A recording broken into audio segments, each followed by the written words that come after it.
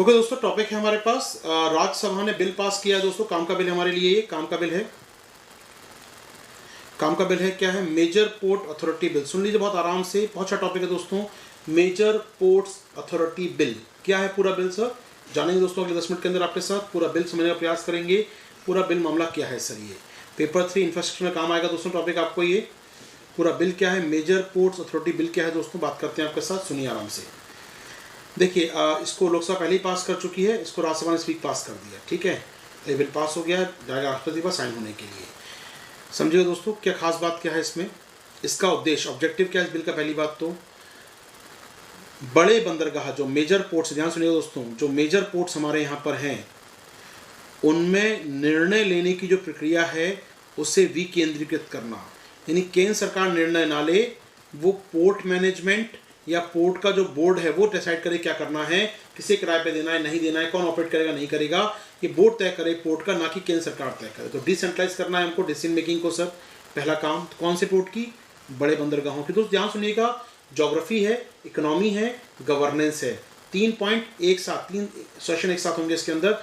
आराम से दीजिए ध्यान, बहुत ध्यान सुनिएगा, सारे क्वेश्चन होंगे लास्ट में आपके, ठीक है। तो सरकार कर रही है बड़े बंदरगाहों के प्रबंधन के लिए एक बिल लेकर आई है जिससे निर्णय प्रक्रिया आसान हो सके, डिसेंट्रलाइज हो सके, ठीक है सर। निर्णय प्रक्रिया फास्टर, तीव्र हो सके और पारदर्शी हो सके सर, ये उद्देश्य है इसका, ठीक है। और रीओरिएंट द गवर्नेंस मॉडल, जो गवर्नेंस का मॉडल था पोर्ट बंदरगाहों को ऑपरेट करने का, जो नियम थे बंदरगाहों को ऑपरेट करने की जो व्यवस्था थी, उसमें बड़ा बदलाव कर रहे हैं। उससे हम लोग अब लैंडलॉर्ड पोर्ट मॉडल विकसित कर रहे हैं दोस्तों। बहुत काम का शब्द है, ध्यान सुनिएगा, ये बहुत काम का शब्द है दोस्तों, लैंडलॉर्ड पोर्ट मॉडल। ये क्या है सर, बात करेंगे आपके साथ। लैंडलॉर्ड पोर्ट मॉडल लाया गया है यहाँ पर बड़े बंदरगाहों को ऑपरेट करने के लिए, ठीक है। ये बदल दिया गया आपने सर। चलो दोस्तों अब आराम सुनिए क्या क्या करने वाले इस बिल में हम लोग। पहले बिल की बात कर दूं मैं आपके साथ। चलो बिल के बिल में क्या लिखा सुन लीजिए आराम से। पहले बात करें देश में बंदरगाह कितने हैं। ओके, देश में कितने बड़े बंदरगाह हैं? मेजर पोर्ट्स या बिग पोर्ट्स बोलते हैं हम लोग। कितने बड़े बंदरगाह जानते हैं आप लोग? चलिए बाजार जानते होंगे वैसे आप लोग। यहाँ बना है कांडला या दीनदयाल पोर्ट भी कहते हैं इसको, दीनदयाल पोर्ट भी कहते हैं, कांडला पोर्ट। फिर मुंबई में 2 पोर्ट हैं सर, एक मुंबई पोर्ट, एक नना शेवा यानी कि JNPT, Jawaharlal Nehru port trust जो बना है नना शेवा में, मुंबई में एक पोर्ट बना है सर, 2 पोर्ट यहाँ बने हैं। एक गोवा में है सर, मरमा गोवा, ठीक है, गोवा में है सर। मैंगलोर में है क्या? मैंगलोर में, कोचीन में, मैंगलोर में, कोचीन में है सर, बड़े बंदरगाह हैं।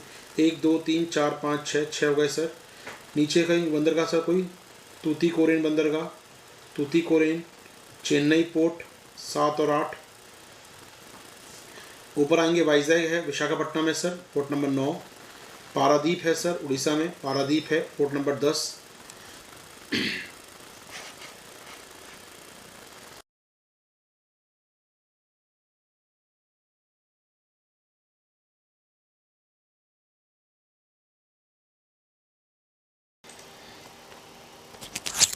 पोर्ट नंबर 10 दोस्तों। इसके अलावा हमारे पास पोर्ट है यहाँ पर, ऊपर जाएंगे डायमंड हार्बर या हल्दिया का पोर्ट है सर हमारे पास, पोर्ट नंबर 11। कितने 11 होगा ये? 12 कहाँ से होते हैं दोस्तों? 12वां पोर्ट बता रहे हैं मुझे। 12 पोर्ट कौन से होते हैं? 1 2 3 4 5 6 7 8 9 10 11, 11 पोर्ट है दोस्तों, 11 पोर्ट हमारे पास हैं। मेरी वॉइस पहुँच रही है आप तक? वॉइस आ रही है ना, ठीक है। अब देखते हैं नाम सर, कौन सा मिस हो गया एक बार। चलो आ जाओ। 12 मेजर पोर्ट हैं सर। कांडला हो गया सर, ठीक है, दीनदयाल पोर्ट कहते हैं। मुंबई हो गया, JNPT हो गया, बर्मा गोवा, मैंगलोर, कोचीन, चेन्नई, कामराज, चिदम्बरनार, ये बेसिकली वो तूतीकोरिन का नाम है, तूतीकोरिन का नाम है, ये तूतीकोरिन वाले का नाम है सर, ये चिदम्बरनार, विशाखापट्टनम, पारादीप, कोलकाता। ये जो दोस्तों एन्नौर का पोर्ट है ना, कामराज पोर्ट, समझिएगा ये एक प्राइवेट पोर्ट है, बड़ा है, प्राइवेट पोर्ट है, ठीक है। ये 11 सरकारी पोर्ट है, मैं आपको समझाऊँ अच्छा रहेगा। कामराज पोर्ट जो है सर एन्नौर में बना है, ये एन्नौर में बना है, ये एक प्राइवेट पोर्ट है, ठीक है, बड़ा पोर्ट है, प्राइवेट है, ठीक है, वॉटेवर। चलिए, इंडिया बड़े 12 बंदरगाह हैं लेकिन 11 सरकारी हैं, एक प्राइवेट है, याद रख सकते हैं इसको हम लोग आराम से। तो सरकारी पूछे तो मैं कहूँगा 11 ही हैं जनाब, ठीक है।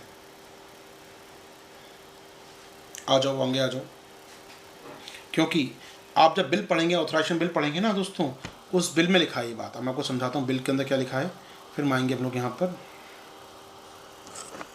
अब देखिए ये जो बिल की हेडिंग बना दोस्तों, बिल कहाँ लागू होगा समझिएगा। ये जो बिल आया है major port authorization authorities bill, ये बिल क्या करेगा सर, रेगुलेशन, ऑपरेशन, प्लानिंग करेगा मेजर पोर्ट्स की और उन्हें ऑटोनॉमी देगा। कहाँ कहाँ लागू होगा सर बिल ये, चेन्नई में, कोचीन में, JNPT में, कांडला में, कोलकाता में, मुंबई में, न्यू मंगलौर, मामागोआ, पारादीप, तूतीकोरिन का अंदर का नाम है, चिदम्बरम कोर्ट और विशाखापट्टनम। ये लागू नहीं होगा एन्नौर में। समझ में आ रहा है एन्नौर में लागू क्यों नहीं होगा, क्योंकि वो एक प्राइवेट पोर्ट है। ठीक है, तो ये बिल लागू होगा आपके 11 पोर्ट के ऊपर। क्लियर है, ये बात समझानी चाहिए आपको यहाँ पर। तो 11 पोर्ट है दोस्तों हमारे पास, यहाँ पर 11 पोर्ट हैं आपके पास जो बड़े बंदरगाह हैं। 12वां बन रहा है, आपको बताऊंगा कहाँ, याद करेंगे तो अच्छा रहेगा मुझे। चलिए बात करेंगे उस पर हम लोग आगे जाकर आपके साथ। तो ये बिल जो लागू होगा, ये बिल जो लागू कितने पे लागू होगा सर, 11 बड़े बंदरगाहों पे लागू होगा। कहाँ कहाँ है, लोकेशन हम देख ली सारी यहाँ पर। आइए अब आइए इसमें बदल क्या रहा है सर। अब तक दोस्तों हमारे पास होता क्या है ना, इन 11 बड़े बंदरगाहों के लिए, इन बंदरगाहों के लिए we have a trust, port trust होता है सर हमारे पास। हर जगह एक पोर्ट ट्रस्ट होता है। Kolkata port trust, Mumbai port trust, Kandla port trust, Goa port trust. तो पोर्ट ट्रस्ट होते हैं, ट्रस्ट होते हैं जो ऑपरेट करते हैं हमारे यहाँ के बंदरगाहों को। ठीक है दोस्तों,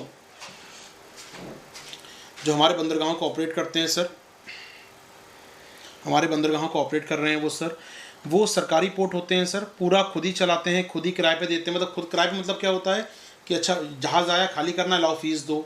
जो गोदी बाड़ा होगा, जो वहाँ पर कर्मचारी काम करेंगे, सैलरी देना है उनको, तो पोर्ट ट्रस्ट सबको मैनेज करता है, पोर्ट ट्रस्ट संभालता है। पोर्ट ट्रस्ट सरकारी होता है, गवर्नमेंट का हस्तक्षेप होता है सीधा सीधा। पोर्ट ट्रस्ट के मेंबर सरकार अपॉइंट करती है सीधा, यानी सरकारी बाबू होते हैं कुल मिलाकर वो। तो पोर्ट ट्रस्ट जो होता है दोस्तों, पोर्ट ट्रस्ट बोलते हैं, PTM बात करें, पोर्ट ट्रस्ट ये सरकारी संस्था होती है पूरे ढंग से। तो बड़े पोर्ट का मैनेजमेंट किनके हाथों में है, पोर्ट ट्रस्ट के पास होता है। ठीक है सर, और पोर्ट ट्रस्ट रिपोर्ट करते हैं शिपिंग कॉर्पोरेशन ऑफ इंडिया, मैं कहूँगा यहाँ पर माफ़ कीजिएगा, मिनिस्ट्री ऑफ शिपिंग, जहाज़रानी मंत्रालय जो हमारे देश में उसको रिपोर्ट करते हैं। तो जहाज़रानी मंत्रालय, मिनिस्ट्री ऑफ शिपिंग जो है वो करता धरता है देश के 11 पोर्ट्स का। इससे हमारा मानना है कि ये मज़ा नहीं आ रहा है, इसमें से आगे नहीं बढ़ रही चीज़ें, हम इसमें बदलाव कर रहे हैं दोस्तों। बदलाव क्या कर रहे हैं आप सुनिएगा। अब देश के हर पोर्ट के लिए एक बोर्ड होगा, समझेंगे। अब ये बिल क्या कह रहा है वो समझेंगे दोस्तों। ये बिल क्या कह रहा है, मेजर पोर्ट अथॉरिटीज़ बोर्ड। जी हाँ, अब क्या होगा, अब हर पोर्ट ट्रस्ट चलता है, रिस्पेक्टिव पोर्ट ट्रस्ट चलता है। ठीक है ठीक है। The bill board creation of board of major port authority for each major port. अब क्या कर रहा है ये बिल, हर मेजर पोर्ट के लिए एक बोर्ड तैयार कर रहा है। This board will replace the existing port trust. ये बोर्ड होगा, अब PT काम नहीं करेगा वहाँ पर, अब बोर्ड काम करेगा। क्या समझ आई पहली बात। पहला बात ये है, इंपॉर्टेंट बात बिल की, ये मेजर पोर्ट जो चल रहे हैं, अब तो पोर्ट ट्रस्ट थे वहाँ पर जो सीधे गवर्नमेंट कंट्रोल थे, सरकार अपॉइंट करती थी कर्मचारियों को, सैलरी मिलती सरकार की ओर से। अब कौन ऑपरेट करेगा, एक बोर्ड ऑपरेट करेगा। अब बोर्ड में कौन कौन होगा सर, बोर्ड में जो कंपोजिशन है बोर्ड का बताया गया है कि बोर्ड में एक चेयरपर्सन होगा, एक डिप्टी चेयरपर्सन होगा। दोनों को अपॉइंट कौन करेगी, सरकार, केंद्र सरकार अपॉइंट करेगी दोनों को यहाँ पर। ठीक है, इसके बाद इसमें एक एक सदस्य कहाँ कहाँ से होंगे, राज्य का एक आदमी होगा इस बोर्ड के अंदर, जैसे मुंबई में है तो महाराष्ट्र का एक आदमी, मद्रास में है तो तमिलनाडु का एक आदमी होगा, सरकार का आदमी होगा, रेलवे मिनिस्ट्री का एक आदमी होगा सर इसके अंदर, डिफेंस मिनिस्ट्री का एक सदस्य होगा इसके अंदर, कस्टम डिपार्टमेंट का एक सदस्य होगा। यानी बोर्ड में ये 6-7 लोग बैठेंगे। ठीक है, इसके अलावा 4 इंडिपेंडेंट लोग भी होंगे बोर्ड के अंदर। ठीक है, 4 इंडिपेंडेंट और 2 मेंबर होंगे सर जो एम्प्लॉई हैं, जो कर्मचारी, उनके प्रतिनिधि भी होंगे बोर्ड के अंदर। हर पोर्ट पर एक बोर्ड होगा और इस बोर्ड में कैरेक्टरिस्टिक समझ आ रही होंगी दोस्तों आपको, चेयरमैन, डिप्टी चेयरमैन, रेलवे मंत्रालय का, रक्षा मंत्रालय का, इन 4 स्वतंत्र लोग, 2 कर्मचारियों के संघ के लोग, ये सब मिलकर बनाएंगे कंपोजिशन उसका। ठीक है, अब इस पावर क्या होगा इस बोर्ड का, समझिए दोस्तों, इस पावर क्या होगा इस बोर्ड का, इस बोर्ड का पावर क्या होने वाला है। इस बोर्ड का पावर दोस्तों यहाँ पर होगा कि बोर्ड उस बंदरगाह की प्रॉपर्टी कैसे यूज़ करनी है, उसकी एसेट्स कैसे यूज़ करनी है, फंड्स कैसे कलेक्ट करने हैं, वो सब कुछ देखे। यानी पैसा किसके हाथ में आ गया, नियम क्या होंगे, कायदे कानून क्या होंगे, खुद तय करेगा। अब बड़ा इंटरेस्टिंग बात है दोस्तों, ध्यान सुनिएगा। इस मॉडल को हम लोग कहते हैं लैंडलॉर्ड मॉडल। ये नई चीज भारत के लिए, लैंडलॉर्ड मॉडल। अभी लैंडलॉर्ड मॉडल क्या दोस्तों समझिएगा, बड़ा इंटरेस्टिंग नाम है ये। लैंडलॉर्ड मॉडल क्या होता है समझने का प्रयास करेंगे और यही सब कुछ बदल रहा है, ये पूरा बदल रहा है। लैंडलॉर्ड मॉडल क्या होता है दोस्तों, लैंड लॉर्ड मॉडल क्या होता है, लैंड लॉर्ड मॉडल को समझाने का प्रयास करूंगा। In the landlord port model the publicly govern port authority act as a regulatory body. तो जो बोर्ड हम बना रहे हैं वो क्या काम करेगा सर, एक नियामक के रूप में काम करेगा, ठीक है, और एक मालिक के रूप में काम करेगा। यानी बंदरगाह का मालिक भी हूँ मैं, और मैं ही लैंडलॉर्ड भी हूँ, और मैं ही नियामक भी हूँ, सब कुछ मैं हूँ, ठीक है सर। अब वो क्या करेगा, प्राइवेट कंपनी को आमंत्रित करेगा, भैया तुम पोर्ट चलाओ, बंदरगाह तुम चलाओ। जैसे मेरा घर है, मेरे घर में तुम कितने बजे किराए में घुसोगे, कितने बजे रात को आने आओगे, लेट नाइट नहीं आ सकते, पार्टी नहीं कर सकते, सब नियम मैं तैयार करूँगा, ठीक है, और मालिक भी हूँ मैं घर का। लेकिन रहेगा कौन, प्राइवेट आदमी रह के रहो या मुझे करना, आके तुम संभालो उस कमरे को, घर को संभालो, तुम क्या काम करना है वो तुम कर सकते हो, मना नहीं, लेकिन नियम मैं बनाऊंगा। तो पोर्ट ऑपरेशन कौन करेगा, प्राइवेट कंपनियां। जो जहाज़ आया उसे खाली करना, उसे भरना कौन करेगा, प्राइवेट कंपनियां। यानी कि जो क्रेन लगी है वहाँ पर, जो कर्मचारी है वहाँ पर, अब वो सरकारी कर्मचारी नहीं होंगे, अब वो कौन होंगे, वो प्राइवेट कंपनी कर्मचारी होंगे। उनको सैलरी कौन देगी, प्राइवेट कंपनी देगी। जो गोदीवाड़ा, डॉक यार्ड या जो वहाँ पर यार्ड पे जो कर्मचारी काम कर रहे हैं, कौन करेंगे, अब वो प्राइवेट कर्मचारी बन जाएंगे, क्योंकि अब ट्रस्ट खत्म हो गया है। ट्रस्ट मतलब पोर्ट ट्रस्ट, ट्रस्ट तो है ना, पोर्ट ट्रस्ट खत्म हो गया है, और अब एक बोर्ड बन गया है जो मालिक है। अब उस कमरे के अंदर जो कुछ भी होगा, उस घर के किराए पर हम दे दिया किराए पर, तो क्या काम करवा रहा है नौकर से, वो क्या काम करवा रहा है मजदूर से, उसकी मालिक की स्थिति है। यानी क्या हो गया दोस्तों, प्राइवेट कंपनी वालों में क्या करेगी, अब प्राइवेट कंपनी सारे ऑपरेशन करेगी। कोई जहाज़ आया, मान लो ईरान से कोई जहाज़ आया, ONGC का तेल आया भर के, उसके अंदर जहाज़ खाली करना है, नया माल भरना है, तो जो सारा काम कौन करेगी, प्राइवेट कंपनी करेगी। इसके एवज में वो ONGC पैसा लेगी, ONGC से भाई जहाज़ खाली करके दे रहे हैं आप, पैसा दो हमको। ONGC जहाज़ की सुविधा पैसा देगा, बंदरगाह की सुविधा के बदले में प्राइवेट कंपनी में पैसा अपने पास रखेगी, और कुछ पैसा एज अ किराए के रूप में वो दे देगी मकान मालिक को, यानी कि बोर्ड को। ध्यान सुनिएगा दोस्तों, तो यहाँ पर पोर्ट ऑपरेशन होगा मेनली कार्गो हैंडलिंग, जो भी माल आ रहा है, कार्गो आ रहा है, उसको हैंडल करने के लिए। Here the port authority maintain, authority क्या करेगी यहाँ पर, ओनरशिप ऑफ द पोर्ट। तो मालिक कौन होगा, बोर्ड हो गया मालिक। ये बार बार लिखा ना पोर्ट अथॉरिटी, तो उसको बोर्ड समझिएगा, बार बार लिखा है यहाँ पर, इसका मतलब बोर्ड। तो board maintain the ownership of the port, तो बोर्ड मालिक होगा। While the infrastructure is lease to private firm, लेकिन जो बंदरगाह की है ना, जो इंफ्रा है ना, कि जहाज़ खड़ा हो सकता है यहाँ पर, ये प्लेटफॉर्म है, ये डॉक यार्ड है, ये कार्गो है, ये यहाँ पर क्रेन लगी उठाने के लिए, ये सब क्या हो गया, सब लीज पे दे दिया हमने प्राइवेट कंपनी को। अब सोचिएगा दोस्त, सोचिएगा, एक बड़ा सा शोरूम था, बहुत सामान बिकता था डेली, उसमें से लोग आते सामान लेके जाते थे और पैसा मिलता था। ये दुकान मैंने किराए पे दे दी, चलती हुई दुकान किराए पे दे दी, बल्ब, ट्यूबलाइट, पंखे, कर्मचारी सब तुम्हारे प्राइवेट कंपनी के। अब जो ग्राहक आएगा, कंपनी को फ़ायदा होगा, उसमें से मेरे को किराया देगी वो, अब फ़ायदा कंपनी के पास है। अगर आप समझ गए मैं कहाँ जा रहा हूँ आपकी बात को लेकर, तो आप पकड़ पाएंगे पूरी कहानी को, कहाँ जा रहा है इसको। उसको हम प्राइवेटाइजेशन बिल्कुल नहीं कह रहे हैं, हम निजीकरण बिल्कुल नहीं कह रहे हैं इसको हम लोग, ये नया मॉडल है, ठीक है ना, ये विकास का मॉडल है दोस्तों, ठीक है। इसको बिल्कुल मैं प्राइवेटाइजेशन यूज़ नहीं कर रहा हूँ, कहीं भी लिखा भी नहीं है मैंने। तो प्राइवेट फर्म्स लीज पर ले लेंगी सब कुछ, लीज पर, यानी 20 साल, 30 साल, 40 साल, 99 साल, 999 साल, वॉटेवर, वो लीज पर होगा सर। और लीज कंडीशन कौन तय करेगा, वो नियामक तय करेगा। तो मैं ही नियामक हूँ और मैं ही मालिक हूँ, तो मैं तय करूँगा कितने साल की लीज पर देना है इसको। केंद्र सरकार तय नहीं करेगी, मैं तय करूँगा। मैं कौन हूँ, मैं तो बोर्ड हूँ, और मेरे को अपॉइंट किसने किया है, केंद्र सरकार ने अपॉइंट किया है। मेरा चेयरपर्सन, मेरे डिप्टी चेयरपर्सन, डिफेंस मिनिस्टर का एम्प्लॉय हो या स्टेट का हो या कोई हो, वो कहाँ से हो रहा है, ऊपर से आ रहा है सर। दोस्तों एक मिनट दीजिएगा।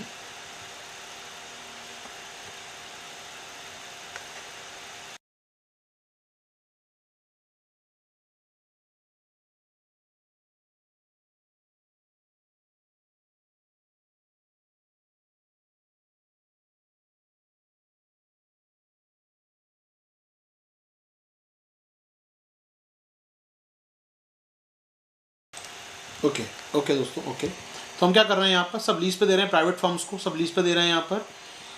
और इसके बदले में सर प्राइवेट फर्म की क्या होने वाली है, हमको यहाँ पर वो पैसा देगी, इसका रेवेन्यू शेयर करेगी, हमारे जो भी कमाएगी वो हमारे साथ रेवेन्यू शेयर करेगी। इन रिटर्न द लैंडलॉर्ड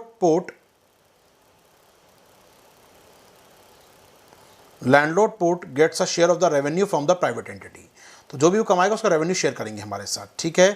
तो यहाँ पर कुल मिला के काम क्या है, बंदरगाह सरकार का है, बोर्ड सरकार का है, नियम सरकार के हैं। बंदरगाह चला कौन रहा है, प्राइवेट कंपनी चला रही है। जो इंफ्रास्ट्रक्चर सरकार ने लगाया था, बड़ी मेहनत से लाखों करोड़ रुपए खर्च करके इंफ्रा लगाया है हमने, वो कौन यूज़ करेगी? Private company. पैसा कमाएगी, आपको दे देगी। जैसे प्राइवेट ट्रेन चलती हैं, ट्रेन प्राइवेट कंपनी की नहीं है, ट्रेन तो सरकार की है, सरकार ने लगा दी ट्रेन। ट्रेन चलाने की जिम्मेदारी किसकी है? प्राइवेट कंपनी की। हमसफ़र हो, तेजस हो, आपने सुना होगा पीछे कुछ दिनों पहले प्राइवेट ट्रेन चल रही है। तो क्या लगता है ट्रेन चला रही है प्राइवेट कंपनी? नहीं, ट्रेन तो सरकार की ही है, वो सरकारी बना के दे रही है, चला भी सरकार रही है। लेकिन जो मैनेजमेंट है, टिकट बेचना, खरीदना, लोगों को सुविधाएं देना, वो कौन कर रहा है? वो निजी कंपनी कर रही है। और इसके अंदर पैसा कमाएगी, वो सरकार के साथ साझा कर लेगी, वो कुछ किराया दे देगी सरकार को।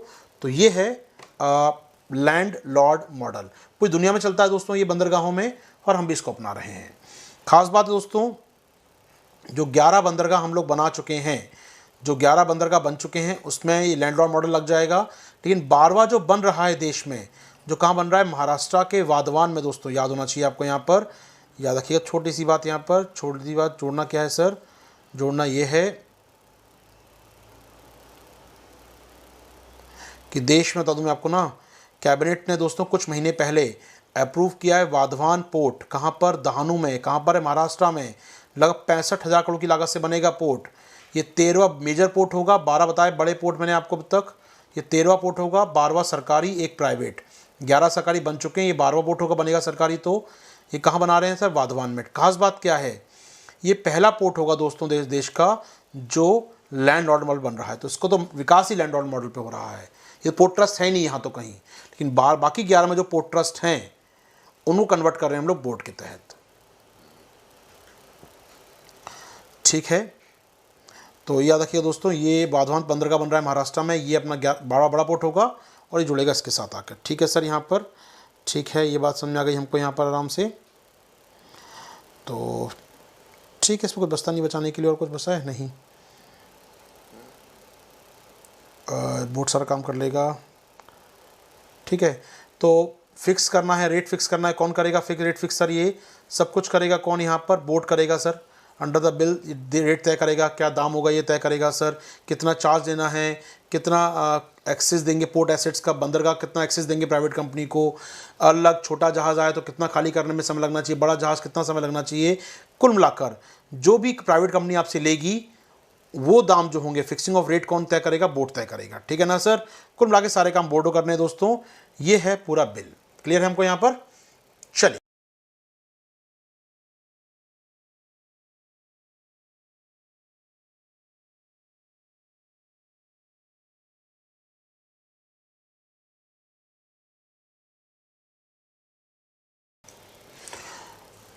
दोस्तों ये था आपका लेक्चर। अब जान लीजिए, थोड़ा बता दूं यूट्यूब के बारे में, हमको क्या क्या कोर्स चल रहे हैं आपके लिए दोस्तों। आप जुड़ सकते हैं हमारे साथ डिफरेंट प्लेटफॉर्म पर। अनअकैडमी लाता है आपके लिए यूट्यूब प्लेटफॉर्म दोस्तों, और साथ ही लाता है ऐप का प्लेटफॉर्म। जो ऐप है दोस्तों हमारा, यहाँ पर आपको 2 प्रकार के शो मिलते हैं। स्पेशल क्लासेस मिलती हैं दोस्तों, और मिलता है आपको हमारा यहाँ पर प्लस बैचेस। तो जुड़ सकते हैं हमारी ऐप के साथ। इंडिया लार्जेस्ट लर्निंग प्लेटफॉर्म है दोस्तों हमारा ऐप ये। तो उसके लिए क्या करना है सर? आपको ऐप डाउनलोड करनी है, जहाँ डेली लाइव क्लास होती हैं। स्ट्रक्चर्ड कोर्स है दोस्तों आपके लिए। अनलिमिटेड एक्सेस है दोस्तों, जहाँ इंडिया के टॉप एजुकेटर्स आपसे जुड़े हुए हैं। आप इनसे क्लास ले सकते हैं, स्पेशल क्लासेस या फिर प्लस क्लास ले सकते हैं दोस्तों यहाँ पर। बात में करूँ दोस्तों, करना कैसे है आपको? यदि आप जुड़ना चाहते हैं हमारे प्लस क्लास पर आके, तो आपको अटेंड करना होगा यूपीएससी सीएससी, डाउनलोड करना होगा ऐप हमारा, उसमें इंस्टॉल करना होगा यूपीएससी सीएससी को। उसके बाद सब्सक्राइब करना होगा सर हमारे इस प्रोग्राम को, प्लस प्लेटफॉर्म को सब्सक्राइब करना होगा दोस्तों। प्लस प्लेटफॉर्म का फीस बता दूं दोस्तों मैं आपको यहाँ पर, जैसे आप देख पा रहे हैं स्क्रीन मेरे साथ। 1 ईयर जीएस का 1 ईयर का फीस है 49,000, जो आपके लिए होगा 44,000 का यदि आप यूज़ करते हैं हमारा रेफरल कोड। तो कोड क्या है सर? जैसे मेरा कोड जो सब जानते हैं आप लोग, आशीर्वाद 10 मेरा कोड है, SHIRWAD आशीर्वाद 10 आशीर्वाद 10 कोड यूज़ करेंगे। फीस होगा 10% डिस्काउंट मिलेगा आपको दोस्तों। 2 साल का फीस होगा 64,000 का, 1 ईयर का फीस होगा 44,000 का, और 3 साल का 81,000 दोस्तों। ये फीस दोस्तों 1 मार्च का बढ़ने वाले हैं, तो आप यूज़ करना चाहें कोड तो अभी यूज़ करें फटाफट, और 1 मार्च से पहले हमसे जुड़ सकते हैं। बाकी दोस्तों हमारे पास आइकॉनिक कोर्स हैं। आइकॉनिक कोर्स क्या है सर? ये आइकॉनिक कोर्स की बात की जाए दोस्तों आपके साथ, तो आइकॉनिक कोर्स की बात मैं करूँ, इसका फीस अभी राइट नाउ है 1 साल का फीस 74,000 है, लेकिन इसमें 10% डिस्काउंट प्राप्त कर सकते हैं आप। ये फीस हो जाएगा आपके लिए कितना सर? ये फीस हो जाएगा आपके लिए दोस्तों नियरली 67,000 का हो जाएगा फीस सर ये 1 ईयर का फीस। और 2 ईयर का फीस 1,15,000 है, जो कि होगा 1,04,000 आपके लिए यदि आप यूज़ करते हैं आशीर्वाद 10 रेफरल कोड का। तो जुड़ सकते हैं दोस्तों हमारे प्लस बैचेस से, और वो आ गए हैं आपके लिए दोस्तों। प्लस बैच आ गए हैं जहाँ पर 12 फरवरी से चालू हो चुके हैं बैच सर। 2 ईयर का बैच है, NCERT बैच है, 1 ईयर का बैच है, आप ज्वाइन कर सकते हैं दोस्तों यहाँ पर। फीस रेफरल कोड एक ही रहेगा, आशीर्वाद 10। इसके अलावा दोस्तों जादू कॉम्बैक्ट के बारे में आपको यहाँ पर, कॉम्बैक्ट जो हमारा टेस्ट होता है ऑल्टरनेट संडेज़ में, इस संडे को टेस्ट है सर, 14 को टेस्ट होने वाला है दोस्तों आपका ये, जहाँ सुबह 11 बजे आप आइए अनअकैडमी प्लेटफॉर्म पर, यूज़ कीजिए अब कोड आशीर्वाद 10। फ्री टेस्ट है दोस्तों, जुड़ सकते हैं आशीर्वाद 10 कोड यूज़ करके जुड़ेंगे इस टेस्ट से। और प्राइस जीतने का मौका है दोस्तों 60 मिनट के अंदर 60 क्वेश्चन, जी हाँ चेंज किया गया थोड़ा सा, 45 तब 60 मिनट कर दिया गया है, 60 मिनट 60 क्वेश्चन आपके लिए दोस्तों। और आप जीत सकते हैं प्राइज़ यहाँ पर अनअकैडमी के कूपन्स हैं जिसके ज़रिए आप डिस्काउंट प्राप्त कर पाएंगे हमारे प्लस कोर्सेज में। तो यदि पहले 3 रैंकर की बात करें तो इनको 100% फ्री है सर, कॉम्प्लीमेंट्री है पूरा हमारा प्लस पैकेज। 4 से 10 रैंक आएंगे तो 75% इनको यहाँ पर रिलैक्सेशन होगा सर फीस में। 1150 रैंक आती है तो 50% ऑफ मिलेगा आपको फीस में दोस्तों।